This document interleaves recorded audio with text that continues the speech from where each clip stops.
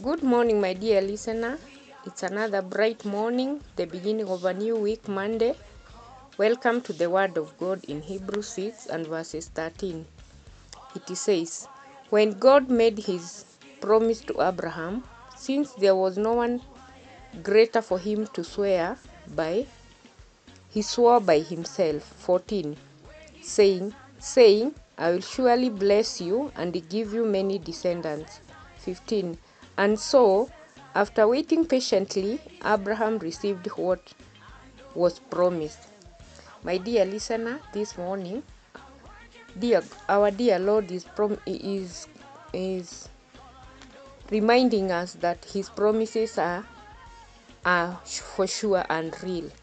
May you continue pressing, because it is going to come true what he promised you.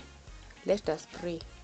Thank you, Lord. We bless you this morning. Thank you for giving us yet another day. We bless you. We commit our day unto thy hands. Thank you for reminding us that your promises are for sure, they are real. We bless you and we honor you. In Jesus' name I pray. Amen. Have a blessed week.